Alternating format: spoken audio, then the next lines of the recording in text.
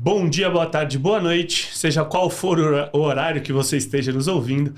Hoje estamos aqui eu e Vitor Benfica para fazer um podcast especial para vocês, tá? Então hoje é um dos primeiros podcasts do nosso 12 Tech, né? Um podcast especial com os temas que provavelmente caiam bastante aí, já que temos uma diretriz de Chagas publicada no final do ano de 2023. Diretriz pequena, né? 148 páginas, se eu não me engano, uma diretriz tranquila, mas que a gente tem resumo na News e hoje a gente vai tentar discutir um tema muito interessante com vocês, baseado nessa diretriz, que é a diretriz de doença de Chagas, né, Vitão? Perfeito, a gente tem esse resumo muito bem feito, uma revisão muito interessante em duas partes, né? Porque realmente a diretriz é muito grande, traz muita coisa, né? Mas está muito bem feita. É a 12 News Prime. Se você não é assinante, conheça a 12 News Prime, nosso site, que está muito interessante essa edição também. E hoje, como sendo aí, primeiro, nosso grande episódio especial, precisa de convidados especiais, né, Pilhão? Episódios especiais para você que também é especial.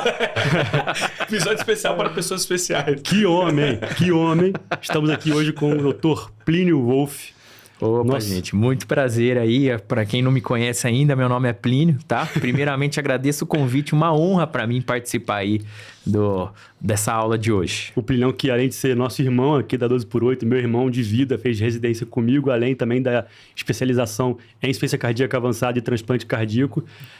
Hoje ele é médico assistente do setor de miocardiopatias do Dante Pazzanese e sabe muito de doença de Chagas. E a gente veio trazer ele, lógico, como não, para poder falar para a gente os principais tópicos, né, que cabem nessa diretriz e com alguns potenciais de que caia na sua prova do TEC. Mas, claro, a gente vai aqui usar e abusar do seu conhecimento até um pouco fora de prova, né, Pilhão? Vamos falar da doença desde o início ao fim, trazendo aqui desde a definição de Chagas, história da descoberta de Chagas, epidemiologia, transmissão, enfim, diagnóstico em si, as fases da doença aguda, crônica e o tratamento, segmento, enfim, todo o nosso potencial do início ao fim que a gente pode trazer na doença de Chagas, que é uma doença até bem brazuca, né? Exatamente. Então, para começar falando um pouquinho de epidemiologia, né, Plinão? Por que é importante a gente falar de Chagas, pessoal? Primeiro, porque é considerada uma doença negligenciada pela Organização Mundial de Saúde, né? Junto com malária, filariose. Então, doenças assim que, infelizmente, ainda são muito prevalentes e estão claramente associadas com países subdesenvolvidos, né? Então, a gente sabe que no mundo, 6 a 7 milhões de pessoas infectadas pelo Chagas, e aqui no Brasil é quase 10, 15, 20% disso, né? Então a gente sabe que a prevalência de Chagas, principalmente no nosso país, é muito alta. Então a gente gosta de brincar que esse paciente tem epidemiologia para Chagas, a epidemiologia desse paciente é ser brasileiro, né? O paciente sendo brasileiro, ele já tem epidemiologia, claro. Paciente sul da Bahia, norte de Minas, norte do país, nordeste também tem bastante, vai ser uma prevalência maior, mas ser brasileiro já é, com certeza, um fator de risco, né, Plinão? Plinão, me perdoa porque o Batá, ele é o nosso homem oficial da epidemiologia. Então, mesmo que você tenha decorado todos os números, era ele que tinha que fazer isso. O Rossi não tá aqui, então sobra pra mim, cara. Plinão, comece esse episódio definindo pra gente o que é de fato e o que isso representa para o nosso episódio de hoje para falar sobre essa doença. Então, vamos lá, gente. Então, primeiramente, eu gosto muito da doença de Chagas, é uma doença que eu me interesso muito, né? E principalmente porque é uma doença essencialmente aí da América Latina, né? É uma doença que, como o Batá falou aí, acomete 7 milhões de pessoas no mundo, né? No Brasil, em torno de 4,6, tendo uma mortalidade de 4 mil óbitos por ano, que é muita coisa ainda, né? Causa aí um custo para o sistema de saúde internacional aí de 27 bilhões de dólares, é muita coisa, né? Então, causa um grande impacto. Então, é importante a gente ter um bom conhecimento dessa doença, tanto pelos impactos na mortalidade, quanto inclusive pelo custo, né? E o que é de fato doença de Chagas? Doença de Chagas é a tripanossomíase americana, né? Ou seja, é causado pelo protozoário flagelado, né? O Trypanosoma cruzi, e é transmitido tradicionalmente e mais frequentemente por meio do famoso barbeiro, né? Que é um triatomínio, também conhecido em outras regiões do país como procotó, chupão. Eu particularmente nunca ouvi esse termo, mas também tá descrito, tá descrito. Que falar, né? Exatamente. E principalmente por essa via que a gente tem a transmissão da doença de Chagas, né? E como o Batá falou, é uma doença negligenciada, visto que é uma alta morbimortalidade com baixo investimento em tratamento e em diagnóstico, por isso que é a famosa doença negligenciada. Negligenciada há tanto tempo, né? Porque lá em 1909 o Carlos Chagas trouxe pra gente essa nova entidade, né? E aí, desde então, a gente vem sofrendo com essa doença e ainda assim, hoje, sofremos com a negligência dessa comorbidade tão importante na nossa vida, né? Perfeito. E é interessante a gente falar que antigamente o Chagas era muito conhecido por casa de pau a pique, né? Enfim, que o barbeiro fica morando lá. Mas hoje a gente sabe que a transmissão oral é muito importante, né, Plínio? A gente sabe que o barbeiro, ele pode estar, por exemplo, no açaí, na cana de açúcar, e a gente literalmente ingerir fezes do barbeiro infectada, né? E com isso, inclusive com maior chance de evolução para fase aguda e fase crônica por conseguinte. A gente sabe que a infestação por via oral talvez seja até mais grave do que a infestação pela picada de inseto, literalmente, né, Plinão? Exatamente. Então, a transmissão aí da doença de Chagas, ela se dá de diversas formas, principalmente pela picada do barbeiro, né? Na verdade, pelas fezes do barbeiro. Exatamente. Que entra em contato com o sangue. Inclusive, é até interessante, tem barbeiros que eles transmitem com menor chance a doença de Chagas porque eles são constipados. Então, eles acabam evacuando depois que pica, né? E como o Batá falou, né? A segunda principal causa aí de infecção é por via oral, né? Primeiramente porque pela via oral, seja por açaí ou caldo de cana, que você acaba triturando o barbeiro ou as fezes do barbeiro, tem uma alta carga parasitária e uma alta absorção pelo trato gastrointestinal pelo parasita, né? Dessa maneira, então, aí em torno de 360 casos por ano a gente tem de Chagas agudo secundária à transmissão oral. Então, é uma coisa que a gente tem que ter aí uma importância grande. Então, né? Já que a gente está falando aqui de vetores, né, e da potencial de transmissão, a gente pode partir pelos dois potenciais primeiros tópicos agora, né? Então, só para lembrar para o pessoal que são mais de 100 espécies, acho que 148, sendo mais preciso, espécies, sendo que nem todas elas são, de fato, vinculadas a uma epidemiologia mais importante, focada na doença de Chagas em si. Apenas algumas delas ganham destaques, né? Aproximadamente dessas 148, mais 10 que, de fato, repercutem em uma incidência maior vinculada à doença de Chagas. E é a partir delas que se começa essa história dessa transmissão, né? E quais são as formas, Pilhão, de transmissão, já que a gente já falou aqui da oral como tão importante, né? A gente pode falar de outros modelos de transmissão que traz pra gente agora essa parte do podcast que você pode começar a falar nesse sentido de vias de transmissão por esse vetor. Perfeito. Então, a primeira via pela picada do mosquito, segunda via oral, né? Outra via importante seria a via vertical, por meio da transmissão transplacentária, né? Acontece aí no Brasil em torno de 1,7%, é mais raro, mas pode acontecer, a gente não pode esquecer, né? Outra via de transmissão seria por acidente laboral, né? Por contaminação aí, por meio de cultura, por exemplo. Outra via seria pelo transplante de órgãos. Então, no caso, quem trabalha em laboratório, geralmente. Isso, né? No contexto, geralmente está associado laboral, a laboratório. No caso, é quem trabalha... no caso, o evento laboral, no caso, é quem trabalha em laboratório, no caso aí, por exemplo, com amostras vinculadas ao Chagas, né? Isso, exatamente. Outra forma principalmente, claro. Isso. E outra forma de transmissão seria pela transfusão, né? De hemocomponentes, o que ficou muito mais raro, visto que o teste nas bolsas de sangue, né? Elas têm uma sensibilidade acima de 99%. Lembrando que os Estados Unidos agora passou a testar as bolsas de sangue, Perfeito. agora mais recentemente, há alguns anos, mostrando que essa doença não é mais só localizada nos países subdesenvolvidos.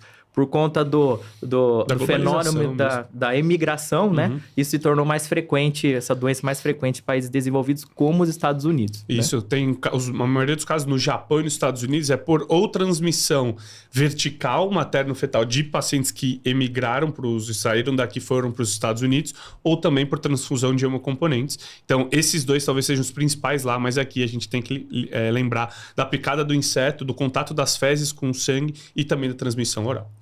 Isso. Acho que perfeito, né? A gente passou aqui pelas formas de transmissão. A gente pode passar agora para as fases e as formas da doença.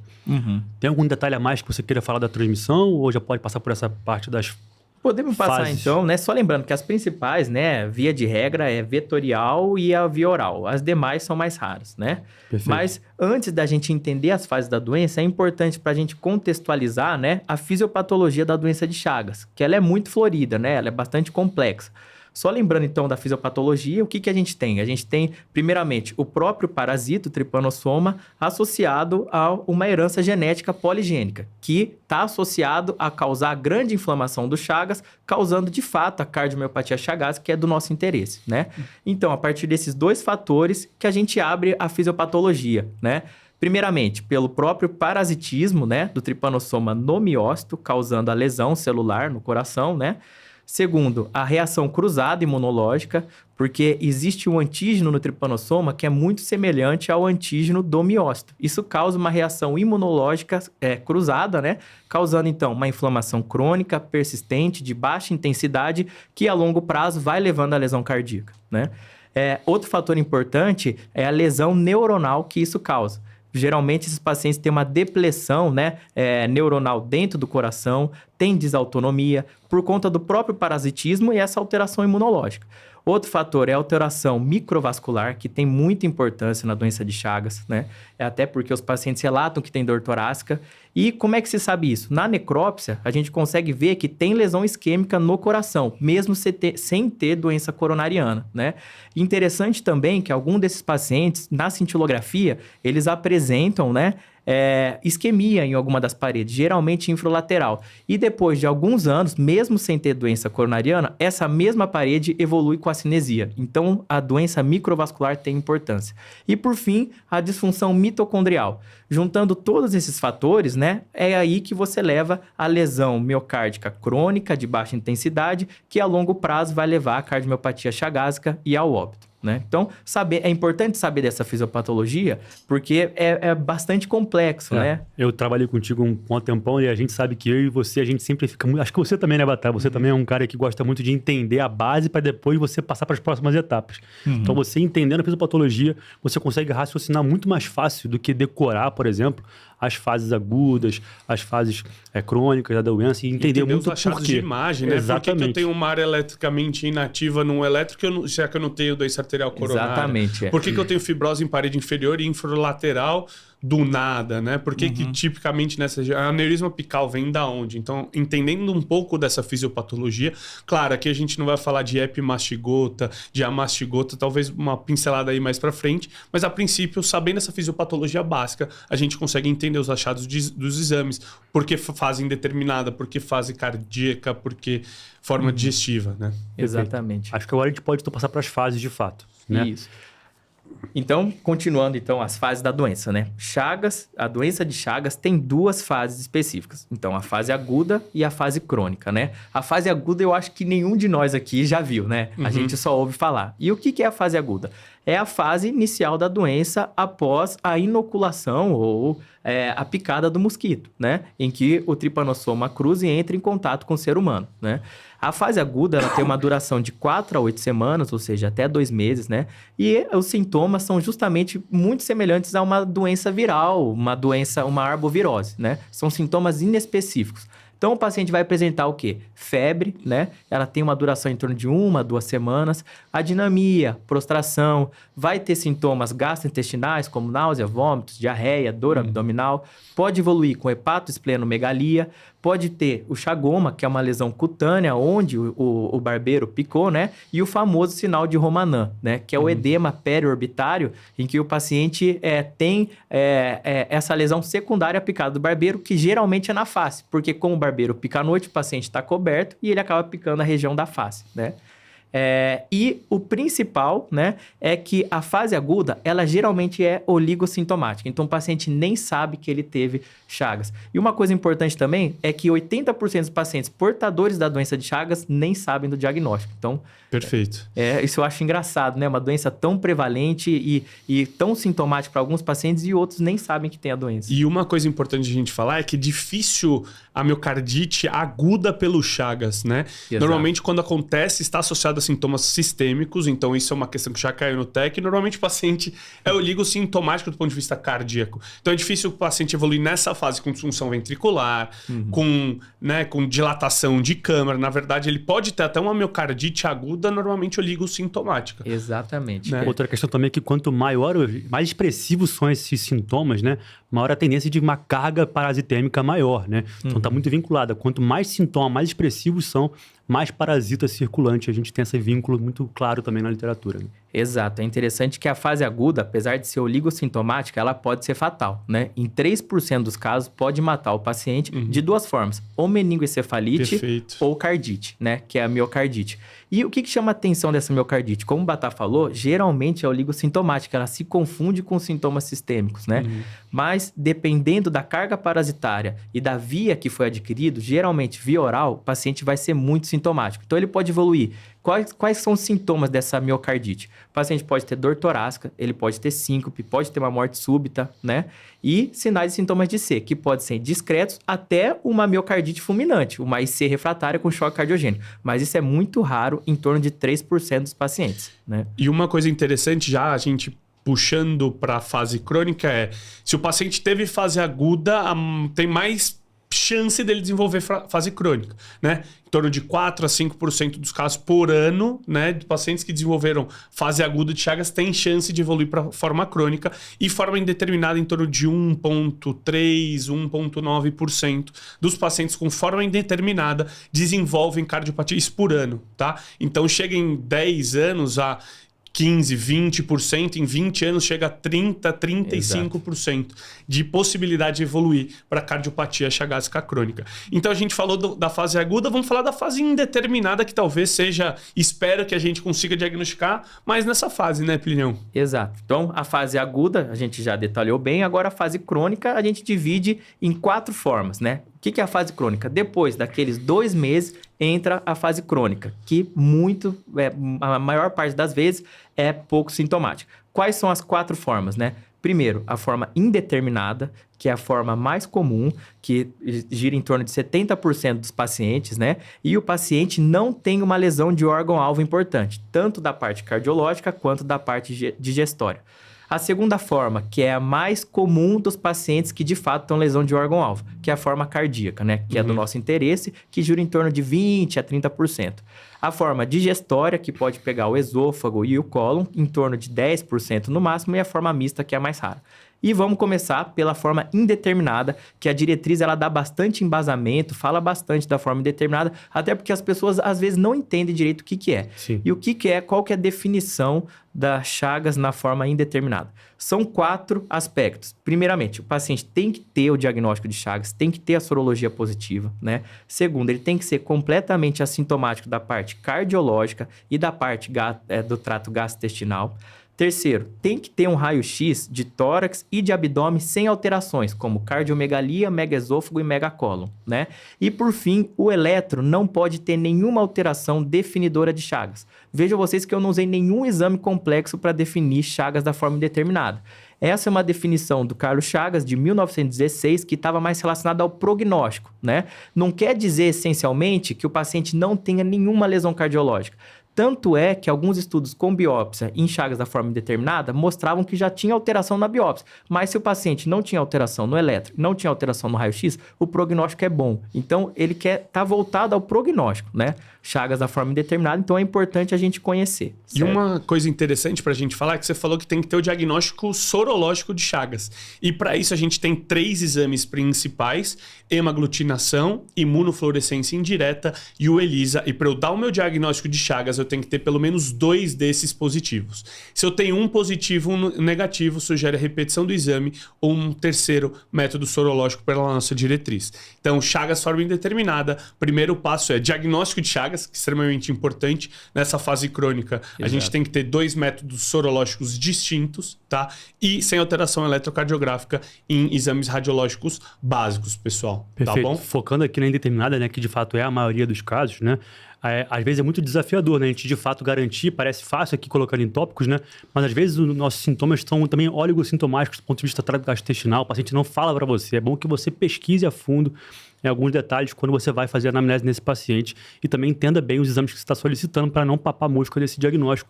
já como forma aí determinada, né? Exato. Inclusive a diretriz, né? Muitas vezes, quando a gente está no serviço cardiológico, a gente só tem acesso à parte cardiológica. A gente não investigou o trato gastrointestinal. Então não tem como você falar, bater o martelo, que é Chagas da forma indeterminada. Então a diretriz até sugere um novo termo, né? Que é doença de Chagas sem cardiopatia aparente, quando você não tem alteração cardiológica, mas você não investigou o trato gastrointestinal, né? Outra coisa importante também da doença de Chagas da forma indeterminada é saber as alterações do eletro que eu vou definir de fato que é Chagas da forma indeterminada ou cardiomiopatia chagásica. Porque se eu tiver qualquer uma dessas alterações, inclusive tem uma tabela na diretriz, né? Você vai definir que é uma cardiomiopatia chagásica. E quais que são, né? Uma bradicardia de 50 não vai te falar que o paciente tem uma cardiomiopatia chagásica. Você tem que ter alterações específicas. E são várias, né? A diretriz cita em torno de 11, né?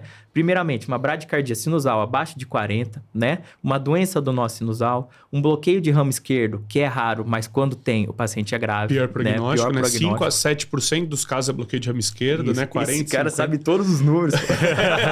Eu falei que era o cara da epidemiologia. Epidemiologia, o resto eu não sei. Gostei de ver, pô. O resto eu não garanto, mas epidemiologia a gente sabe um pouquinho. Enquanto o Rossi não tá aqui, a gente substitui com o Batai e tá muito bem. Gosta, e tá muito bem substituído. É que ele fica meio chateado. Quando eu e o Rossi é um podcast inteiro de epidemiologia e uma coisa ou outra do resto. Não, mas o mais importante é o porcentagem. Perfeito.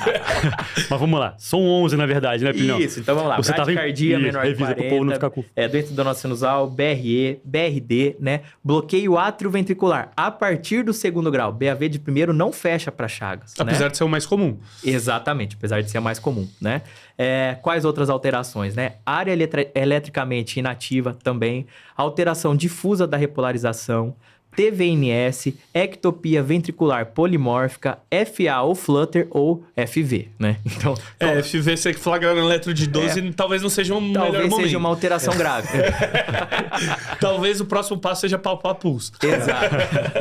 Então, objetivamente, você ter um eletro ou ter um histórico de qualquer uma dessas alterações, você fecha para Chagas. Se o cara tá completamente assintomático, mas tem um BRD lá, pronto, tem cardiomiopatia chagásica, não é da forma indeterminada. E pela diretriz a gente chama de estágio B1, né? Exato. Se eu tenho forma indeterminada, eu chamo de estágio A, ou seja, eu não tenho nenhuma alteração eletrocardiográfica em radiografia. Se eu tenho só alteração eletrocardiográfica sem cardiopatia estrutural, sem disfunção ventricular, eu chamo de estágio B1.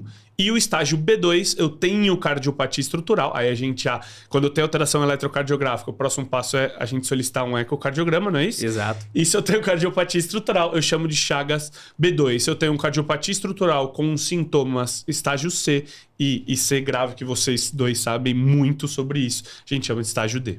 Exato.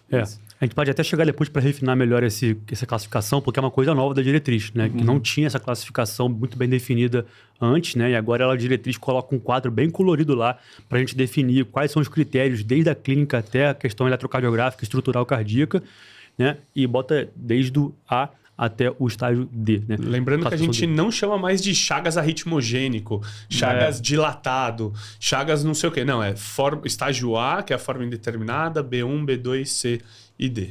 Esse paciente com indeterminada, né? Ele tende a ter uma evolução para prognóstico, para evoluir com forma determinada, doença de Chagas, né? Em torno de em um ano, uma chance de 1,9%. Né? Exato, isso. E aí... E só lembrando, né, que o importante de se conhecer a forma indeterminada é que o prognóstico é igualzinho da população geral. A diretriz recomenda que se trate como tal, né? Qual que é a conduta? Eletro uma vez por semestre ou uma vez por ano e uma anamnese. Você não precisa mais que isso, né? E mudou o sintoma, daí você investiga mais. Só lembrando que esse paciente tem que ser cuidado como um paciente sem estigma, sem nada, né? Certo? E agora acho que dá pra gente partir para a clínica. O que o paciente chagásico vai ter de sintoma, né? Quais vão ser as síndromes dele, né? Então, existem 5 principais alterações que o paciente chagásico vai ter. Primeiro, né? Sintomas relacionados à arritmia, né? IC, tromboembolismo, esses 3 que vão causar o óbito do paciente chagásico. Que você colocou, inclusive, na ordem de óbito, né? Então, arritmia, IC e fenômenos cardioembólicos. É a tríade da morte, né? E outros sintomas, né? Mais raros e menos graves, né? Que seria a dor torácica, secundária àquela alteração microvascular que eu havia falado, e a síncope e lipotímia, que é muito comum no chagásico, que é multifatorial, que pode ser desde uma desautonomia até uma arritmia mais complexa. Até FV, que você comentou. Exato. Justamente. Então, vamos lá. Primeira coisa, arritmia, né? Qual que é a arritmia mais comum no chagasco? É a ectopia ventricular. Está presente em 50% dos pacientes portadores de cardiomiopatia chagásica e 100% daqueles que já têm IC, né? Causa 60% dos óbitos nesses pacientes, certo? Perfeito. Aí, seguido da insuficiência cardíaca. Essa causa 30% dos óbitos, né? E o que chama atenção, a insuficiência cardíaca no chagasco, ela tem um prognóstico ruim. Geralmente tem disfunção de VD de 34% a 42%, né? Tem muito tromboembolismo Gostei associado. dos números. Você viu que ele também 34 a 42. O número faz sempre bem. Eu tô com os mestres do Mostra o pulmão. poder. Você fala, não, ele tá sabendo, né? Isso aí. Então, e o paciente... A gente não tá inventando, é tudo verdade. Pelo amor de Deus. Duvida. Vou checar aqui na diretriz. Pode checar. Exatamente. Então, o que acontece? Então, o paciente com IC, ele tem um prognóstico pior, né? E uma coisa que chama atenção é a classificação que a diretriz de Chagas traz pra gente, né? Ela traz duas classificações. Uma, o Batá já falou tudo completo, né? São os estágios evolutivos da doença de Chagas, né? Aí, o estágio A é a forma indeterminada, B1 é quando você tem alteração no eletro, B2 quando você tem alteração no eletro, você tem já uma alteração estrutural com disfunção, Menor de 55. menor de 55, né? Lembrar que o B1 você pode ter alteração estrutural cardíaca, né? Já é uma doença de Chagas, é forma cardíaca, só que de fato não Sem ainda disfunção. tem disfunção ventricular. Tá? Exato. É o que difere o B1 e o B2. Justamente. E nesses casos, o paciente assintomático. A partir do momento que o paciente tem sintoma, em qualquer momento da vida, mesmo que ele não esteja mais sintomático, ele sempre vai estar classificado como C. E D é IC avançado. C é refratário, aquele paciente que, apesar do tratamento clínico, o paciente continua sintomático. E uma pergunta que eu faço é assim, se o paciente tiver uma ausência de alteração no eletro, né? Ausência de alteração no raio-x. E também está assintomático, mas tem a sorologia positiva, ele tem doença de Chagas. E se a ressonância vier com algum grau de fibrose, né? Sugestiva de cardiomiopatia chagásica, você vai falar o quê? Que ele é da forma indeterminada ou ele já é B1? Então, isso pode ser uma pegadinha de prova, né? Por quê? Porque o fato de ter uma fibrose, né? Não descaracteriza a forma indeterminada. Perfeito. Porque a forma indeterminada é classificada como paciente com raio-x e eletro sem alteração. A ressonância pode estar alterada. E ela está alterada em 19% dos casos, né? Da forma indeterminada. Mas ela não implica na diferenciação da classificação. Ele até coloca assim, geralmente não tem alteração na ressonância. Exato. Mas então, se tiver, não muda a classificação. Até perfeito. Porque esse termo de alteração estrutural cardíaca tem um conceito muito bem definido, não é uma coisa que a gente inventa da nossa manga. Então tem critérios para você poder falar que existe ou não. E claro que a fibrose na ressonância acaba que não entra, se isoladamente, claro, como um critério para você falar que tem doença estrutural cardíaca. E um detalhe que o Plínio falou muito interessante é que a gente sabe que o paciente chagásico ele tem um pior prognóstico, né? A gente sabe que é um paciente que faz mais arritmia, faz mais evento cardioembólico, porém, se eu transplanta esse paciente, que antigamente era uma contraindicação, colocar um órgão novo num paciente que vai continuar infectado, ele tem um prognóstico melhor, justamente por ter menos comorbidades associadas e ele diz na diretriz de IC e transplante que ele tem menos pressões pulmonares elevadas do que os pacientes não chagásicos. Então, claro, principais etiologias de gravidade no paciente com IC, chagas e isquêmico, porém o paciente chagásico pós-transplante, ele tende a evoluir melhor. Não isso é até interessante, né? Porque o paciente com doença de Chagas chegou a ser por um bom tempo uma contraindicação ao transplante, e agora a gente vê que esses pacientes ainda evoluem com um prognóstico até bem mais interessante do que outras etiologias, né? Excelente. E justamente por essa gravidade do paciente chagásico, que a diretriz também recomenda uma nova classificação, né? Diferente das diretrizes de IC, secundário à fração de ejeção.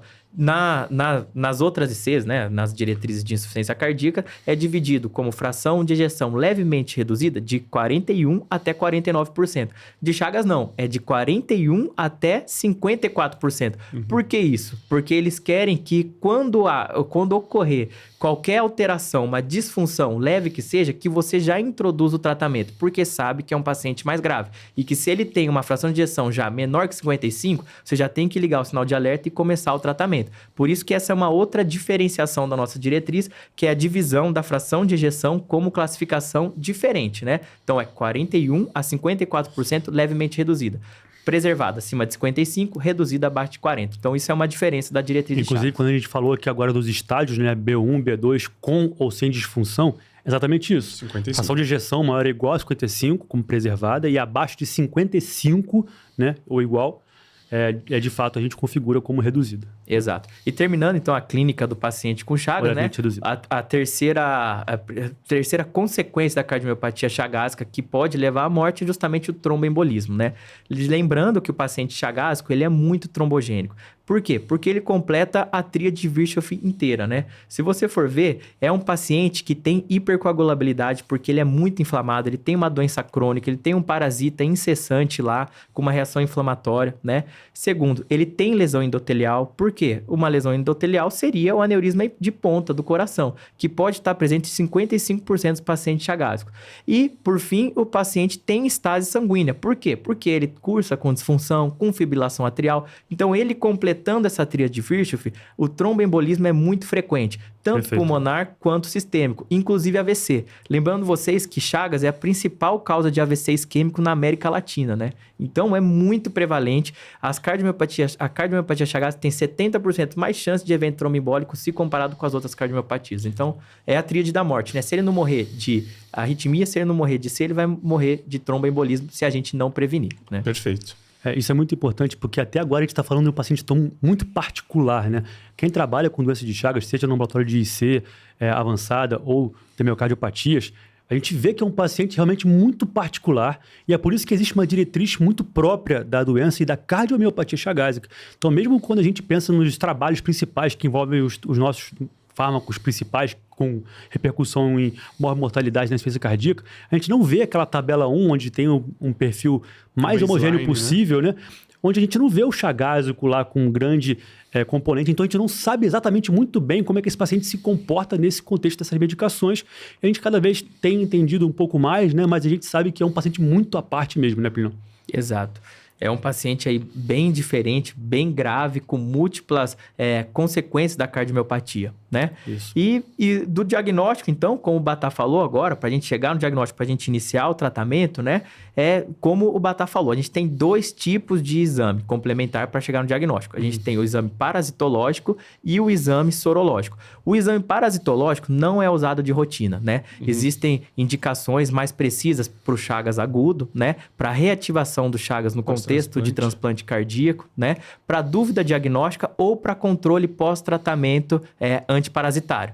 Quais exemplos que a gente tem? Seria a hemocultura, a gota espessa, o PCR, né? Que é utilizado no transplante, inclusive agora de rotina. Isso. E, por fim, o xenodiagnóstico. Vocês sabem o que é xenodiagnóstico? Conta aí pra gente, Filhinho. O xenodiagnóstico é bizarro. É feio isso aí. E tem lá no hospital, lá na Dante Padanese, tem. Não sei se lá no Incor tem, mas realmente é uma coisa bem interessante, porque pode até dar medo do paciente fazer isso. Eu confesso pra vocês que eu nunca vi a gente solicitar isso no Incor. A gente solicita muito PCR. Que muito... tem. Agora, se tá usando, eu não sei certeza. Como é que é isso aí, Pilhão? Fala pra gente. Então, o xenodiagnóstico é você submeter o paciente a uma picada do barbeiro. Claro que agora não é mais assim, né? Agora a gente tira o sangue, deixa o barbeiro se alimentar e depois você avalia, depois de algumas semanas, no intestino do barbeiro se tem tripanossoma. Por quê? Se tiver, quer dizer que o paciente estava contaminado, né? Antigamente deixava o paciente ser picado pelo barbeiro, logicamente não contaminado.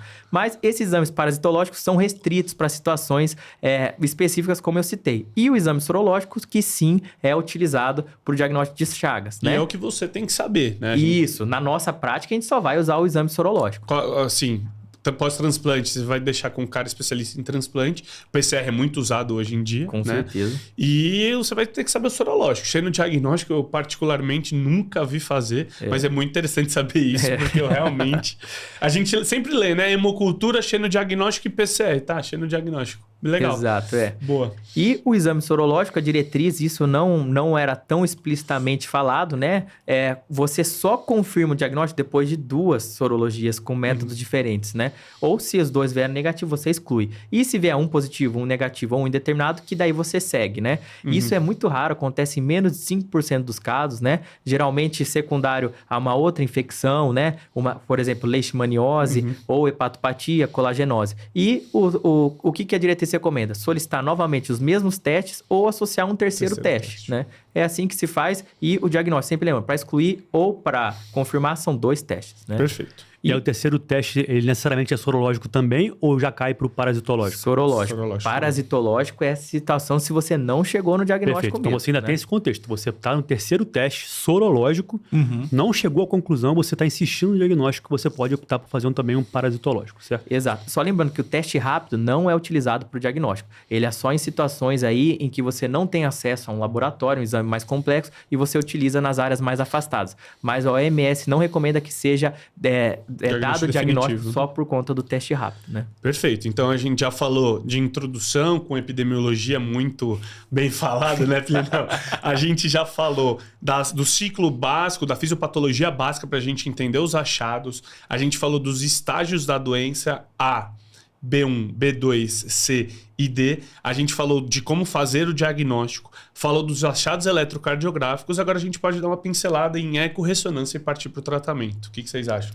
Exato. Perfeito. Então vamos lá. O principal exame, né, além do eletro, que é necessário ser pedido para todo paciente, né, rotineiramente, mesmo que o paciente é assintomático, né? E aí o ecocardiograma. E o que o eco vai ter? Ele pode ter de tudo. Tanto, assim como o eletro, ele pode ter disfunção diastólica, que é a primeira alteração no paciente chagásico, né? Pode ter disfunção ventricular, pode ter hipocinesia difusa ou segmentar, que geralmente é infralateral, inferior ou apical. Pode ter aneurisma de ponta, né? Então, quando que é recomendado? É recomendado para todo paciente, inicialmente com o diagnóstico de Chagas, para avaliar, inclusive, o prognóstico, né? Para quando houver mudança da clínica do paciente, né? E também que a diretriz recomenda com uma recomendação ponderada, né? De forma rotineira, diferente do que a gente vê na IC, né? Que na IC a gente vê só pedir se mudar sintoma. Isso. No Chagas, não. Eles recomendam que seja pedido de forma rotineira de 3 a 5 anos, visto que o paciente pode evoluir para disfunção de forma sintomática, né? Então, é bastante importante.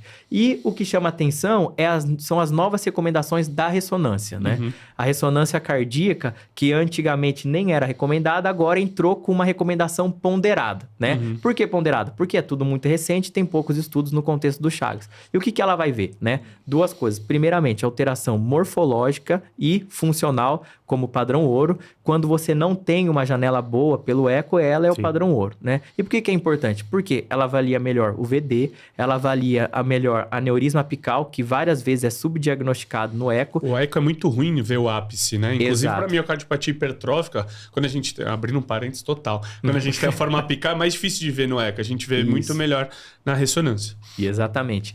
E os trombos intraventriculares, Exatamente. que é uma complicação muito comum no Chagas, né? Que também tem muito vínculo com o próprio aneurisma, né? Então, se a gente não consegue ver no eco o aneurisma, também pode não estar vendo um trombo no ecocardiograma e a ressonância nos ajuda nesse contexto. E um outro detalhe muito interessante da ressonância é o realce tardio. Exato. Né? Que a gente sabe que um realce tardio acima de 12,3 ou 12,8 gramas aumenta a mortalidade no paciente chagásico.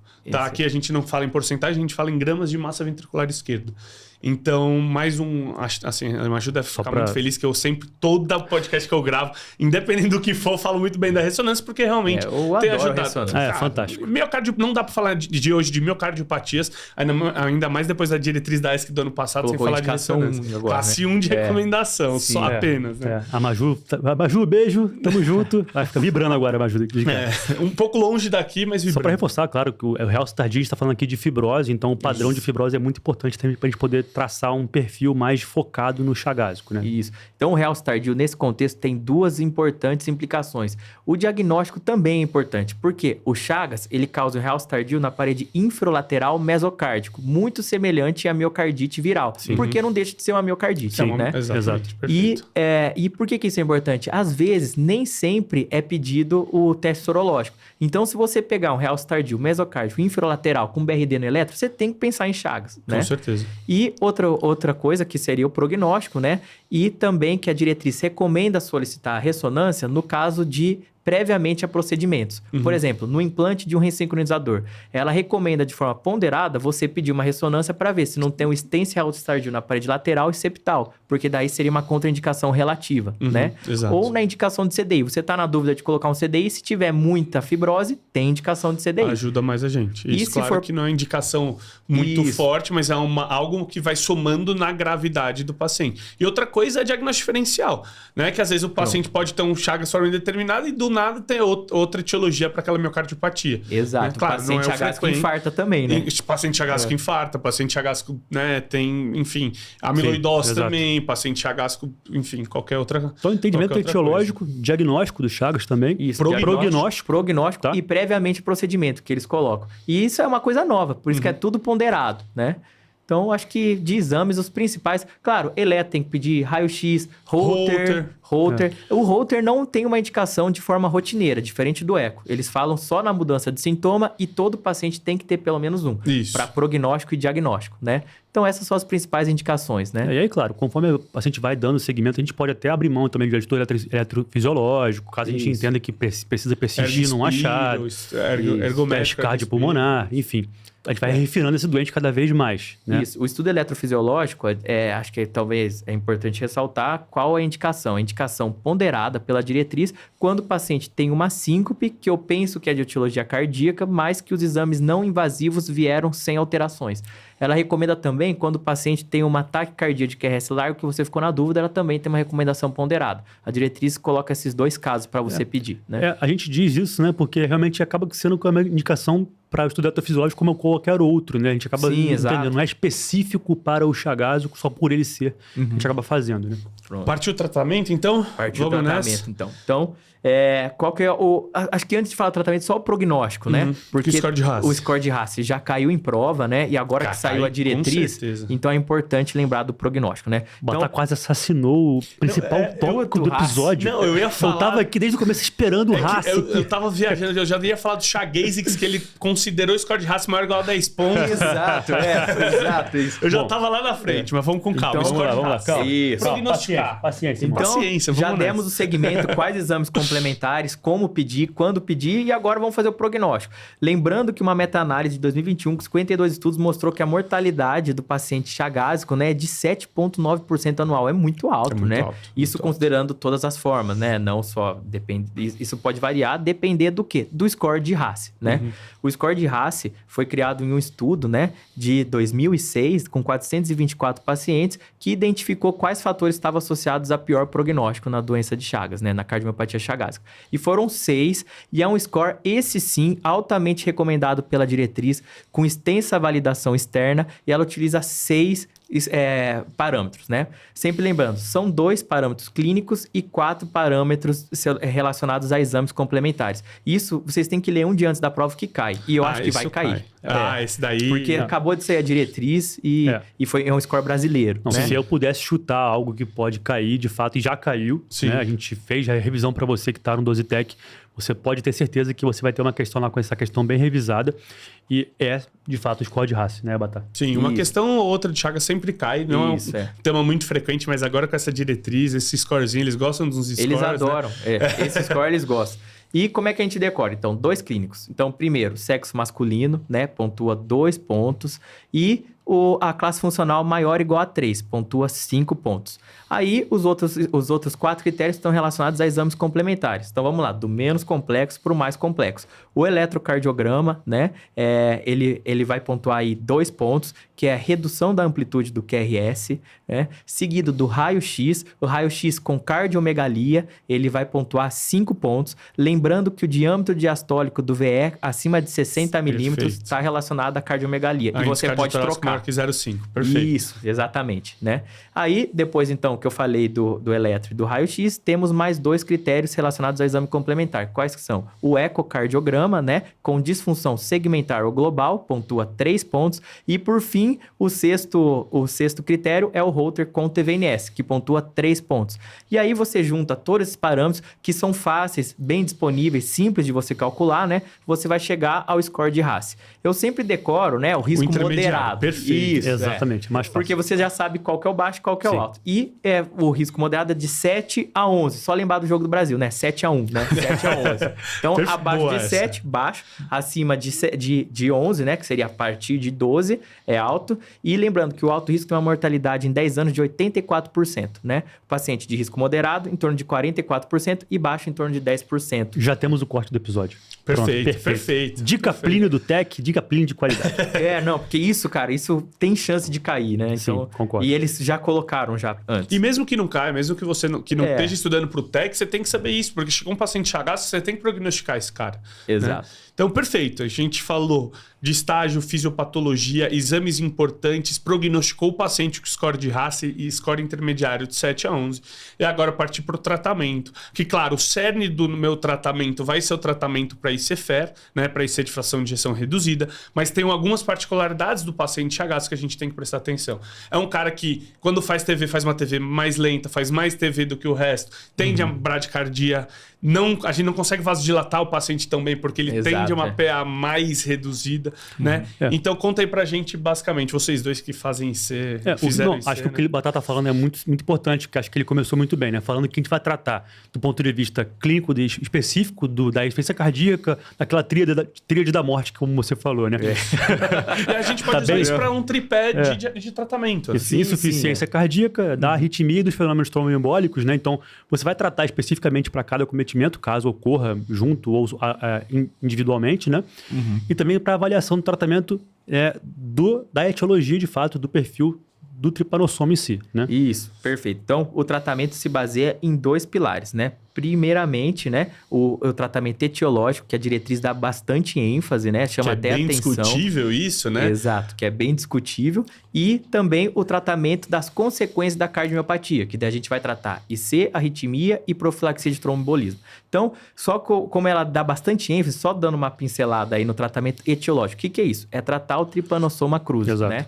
Com um tratamento específico. Quais tratamentos que a gente tem? A gente tem o benzonidazol, né? E o nifurtimox. São tratamentos antigos aí, da década de 70, mais ou menos, mas esses são os tratamentos recomendados. E a gente tem que individualizar muito o paciente. Por quê? Qual que é o benefício? Na forma aguda, né? Na forma indeterminada, né? Possivelmente. Mas o problema é que tem muito efeito colateral, é pouco disponível, né? E também está associado também a um longo tratamento, né? De 60 dias. Eu já vi cair na prova já também a dose do tratamento com benzonidazol. Então, vou só citar aqui, tá? Então, benzonidazol para forma aguda são 10 miligramas por quilo, dividido de 2 a 3 tomadas por 60 dias. Na forma crônica, inclusive na reativação do Chagas no transplante, são 5 miligramas por quilo, dividido de 2 a 3 tomadas por 60 dias. Um detalhe interessante é se eu tenho uma dose calculada acima de 300 miligramas, a dose máxima é 300, então o paciente tem mais 60 quilos. 70 quilos, por exemplo. O paciente, em vez de tratar 60, vai tratar 70 dias, mas com a dose máxima de 300 miligramas, não é isso? Exato, exatamente. Isso também é uma forma alternativa de tratar, né? Aí a diretriz também coloca quais são os efeitos adversos, né? Não sei se isso pode cair, mas são... Já caiu também. Já caiu, tipo, falar assim, você tem que orientar o paciente quanto os principais efeitos adversos, que são... Isso, justamente. Isso pode cair numa alternativativa,zinha, né? Isso, não basicamente... Uma questão para isso, mas uma alternativa lá que você já vai excluir ou marcar, né? Exato. E qual que quais são os efeitos adversos? São muitos, né? 50% dos pacientes têm efeitos adversos e 25% deixa de tomar por conta disso. Mas os principais são dermatológicos, que seria uma dermatite ou rash cutâneo, né? Pode estar associado também a polineuropatia, a ageusia, a alopécia, insônia... Mielotoxicidade, e talvez mielotoxicidade. seja mais Essa grave, é a pior. né? E quando que a diretriz recomenda suspender? Em 4 situações, né? Ageusia, ela recomenda suspender.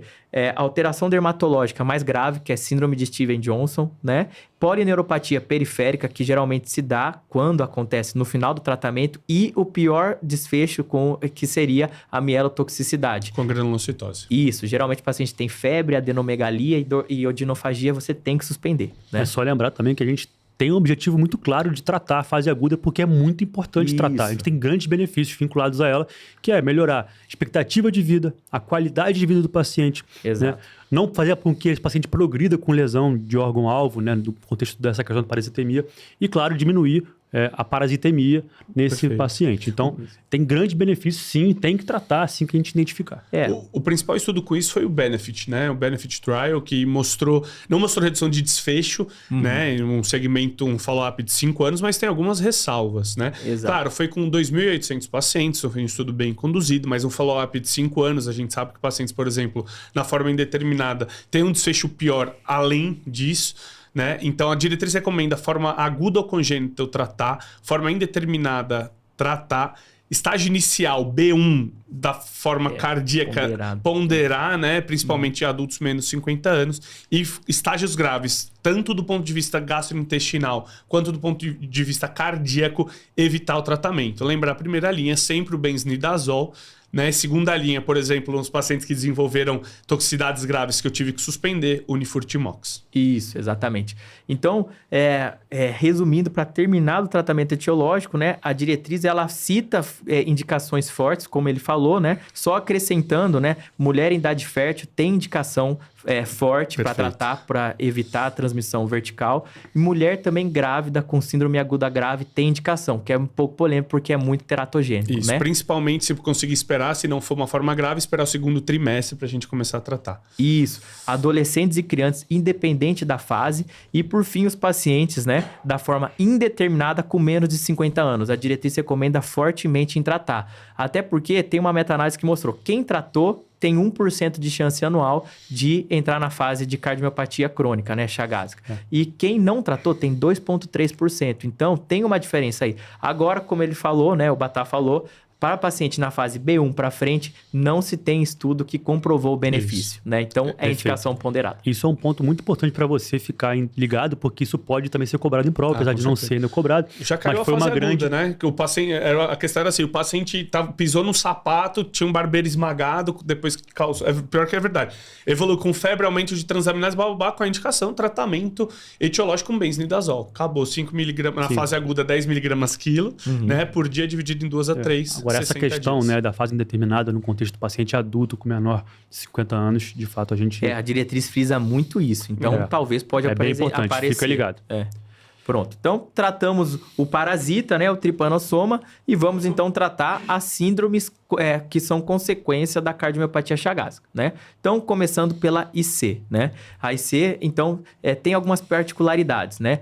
Ele começa colocando 4 pontos. Primeiro, que todo tratamento para IC no paciente com cardiomiopatia chagásica é extrapolado, né?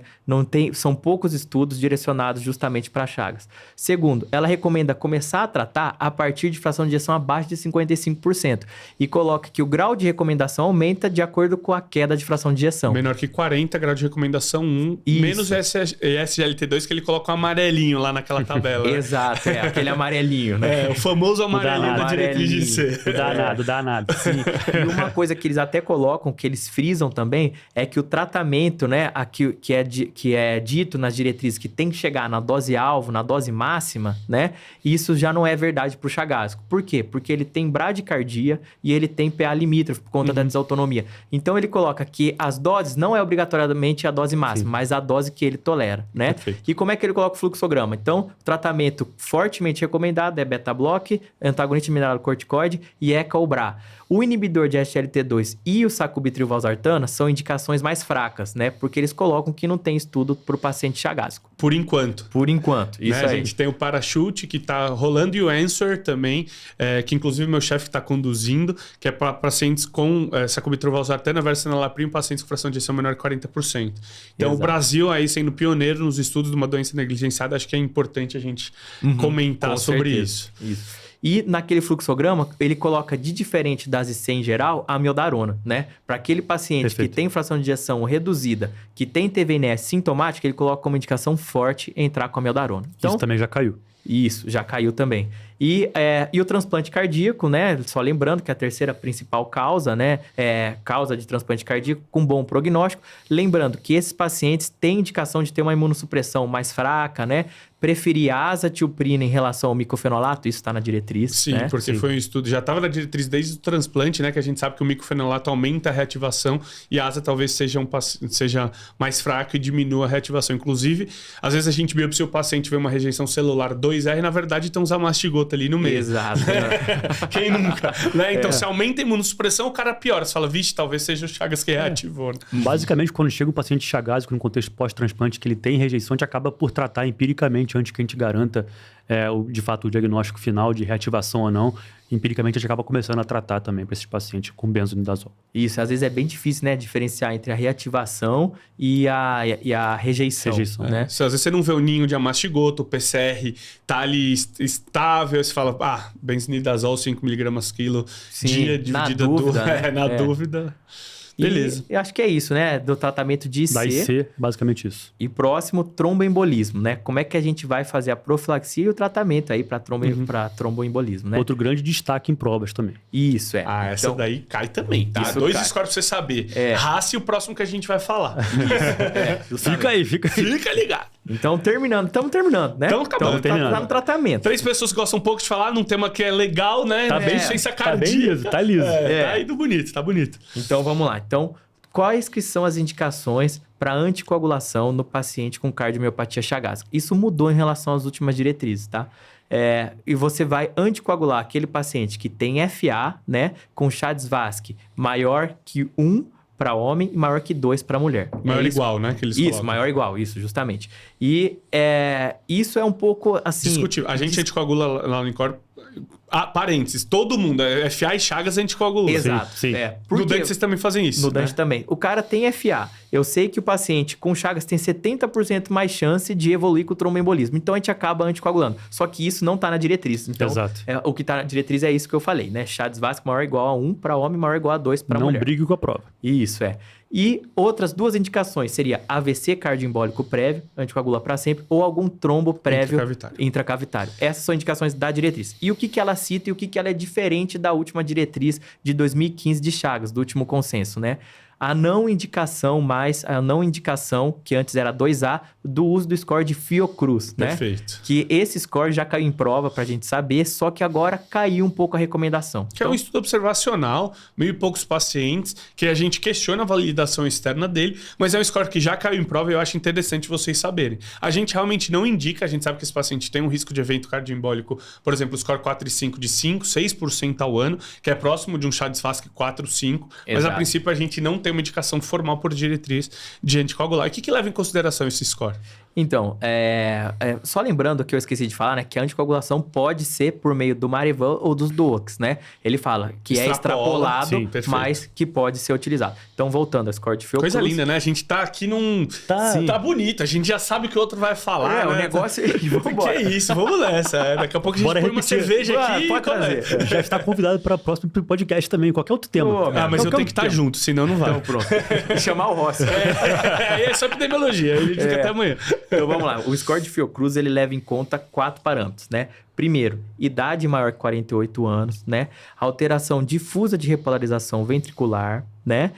Aneurisma de ponta, que a gente sabe que é trombogênico. E, por fim, disfunção ventricular, sendo esse último pontuando 2 e o restante 1. E quando que é indicado a anticoagulação? Quando o score for maior ou igual a 4 a 5 pontos, né? Isso, 4 quando ou for 5. 3 pontos, o que recomendava antes o score de Fiocruz? O uso do AS Ou varfarina. Ou varfarina, né? A pontuação de 2, AS ou nada, 1 para baixo, nada. É estranho, né? Indicar AS para evento tromboembólico. Então, Sim. isso já é estranho. E por que a diretriz deixou de recomendar? Né? Antes era uma indicação 2A e atualmente não tem recomendação, ele só cita.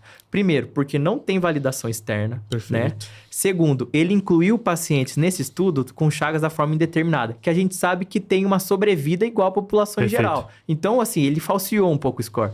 E terceiro, porque a pontuação, né, pela regressão, teria que ser maior para os pacientes com disfunção. Então, ele critica um pouco, ele fala que tem que ser renovado e, a princípio, ele não recomenda a gente a usar. Pela regressão seria 2.5 a pontuação Era da disfunção. 2.6, tinha que subir para 3, né? Em vez de 2. De né? 2, exato. Então, é importante saber, mas não é recomendado fortemente pela diretriz, né? Perfeito. Acho que a gente conseguiu fechar tromboembolismo, Uhum. né? Já falamos de IC, e agora parte para o último da tríade da morte. Isso. que são as arritmias. Isso, as arritmias, né? Lembrando que a arritmia é o que mais vai causar a morte no Chagas, né? Em torno de 60%. Lembrando que o paciente pode ter uma morte súbita mesmo tendo fração de ejeção normal, né? Diferente das outras cardiomiopatias. Isso é uma particularidade do paciente chagásico. E vamos iniciar, então, as recomendações gerais diante de um paciente com arritmia, né? Primeira coisa, otimizar o tratamento clínico com a tríade, né? Porque isso parece que reduz a chance de ter arritmia. E como mostrou o estudo Paradigm, né? Reduziu a morte súbita, otimizando o tratamento com o sacubitril/valsartano, né? E outra coisa que eles falam é sempre deixar o potássio acima de 4 a 5, né? E a ausência de distúrbios hidroeletrolíticos, que é muito comum no chagásico, porque ele tem disfunção à direita, né? Você usa muito diurético e eles evoluem com distúrbio hidroeletrolítico. Tem uma regra no INCOR básica que é potássio acima de 4, magnésio acima de 2. Isso é também no Dante. Tamo junto. Concordamos, então. Demais. Essa interação de Dante INCOR tá muito maneira. Pronto. De 4 para cima. O céu não é o limite. A partir de 8. Não, brincadeira. Não, mas é que a gente que trabalha com IC, e especialmente o chagásico, a gente tem muito respeito ao potássio, né? Exato. E ao magnésio também. Tem que ter medo do potássio. E ao magnésio também, claro. Isso, Então é porque eles são muito sensíveis mesmo, esses pacientes são muito arritmogênicos, são muito graves esses pacientes. Então, se o cara entra, às vezes a gente não consegue buscar depois que ele descompensa por uma arritmia, por exemplo. Então é muito complexo. Exato. Então, vamos lá. E aí, profilaxia primária no chagásico. É super controverso, né? É bastante polêmico, inclusive. Mas eu vou trazer o que a diretriz fala, né? Quais são as duas estratégias para o paciente que tem para profilaxia primária? Primeiro, temos a amiodarona e temos o CDI. O que ele fala da amiodarona? Ele fala que a amiodarona, ela parece que tem, por estudos prévios, inclusive de meta-análises antigas, né? Parece que tem uma redução modesta na mortalidade nos pacientes com ICFER. Lembrando que isso nos pacientes com disfunção e TVNS. Ele frisa isso. Tem que ter disfunção e TVNS para você ter uma maior recomendação da amiodarona. É isso que a diretriz... Só para reforçar aqui, profilaxia primária de morte súbita. Isso, profilaxia primária, de morte súbita. E, paralelamente, nós temos o CDI, que a diretriz frisa que não temos nenhum estudo que confirme o benefício na cardiomiopatia chagásica e que parece que o benefício é maior quando você usa o estudo eletrofisiológico induzindo alguma arritmia, né? E como é que é o fluxograma da profilaxia de morte súbita primária no paciente chagásico? Primeira coisa que você olha, né, é se o paciente tem TVNS. Você vai ver TVNS, né, ectopia ventricular, e aí você vai ver se o paciente... A primeira coisa que você vai ver é a função ventricular. Se ele tem uma fração de ejeção preservada, você vai olhar 2 outros parâmetros. Ele tem sintoma, né? Ele tem palpitação, lipotímia, alguma coisa? E você vai ver a densidade. Se ele não tiver nenhum desses critérios, né? Que é sintoma e densidade acima de 15 a 20% no Holter de ectopia ventricular, aí você nem precisa tratar. Você está autorizado a nem tratar. Sim. Agora, se o paciente tiver qualquer uma dessas alterações, você tem que tratar, né?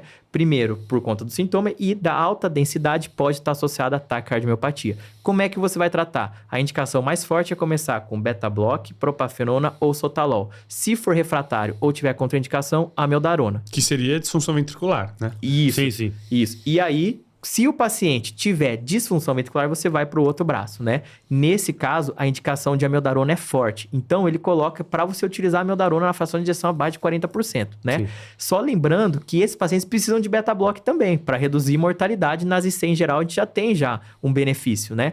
E aí, a diretriz fica em cima do muro. Ela fala assim, até aí que a diretriz vai, né? Aí, o restante, você vai decidir. Sim. Se você achar que a disfunção é mais importante, parte para o beta-block. Se você achar que a arritmia é mais importante, parte para a amiodarona. Então, ela deixa pra gente decidir. Perfeito, bem interessante isso. E quando que você vai indicar o CDI? Ela é diferente do que recomenda as principais diretrizes, que abaixo de 35% indica. Não.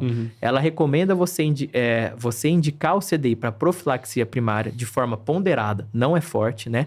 Para aqueles pacientes que têm uma síncope inexplicada, que fizeram o estudo eletrofisiológico e induziu uma TV, né?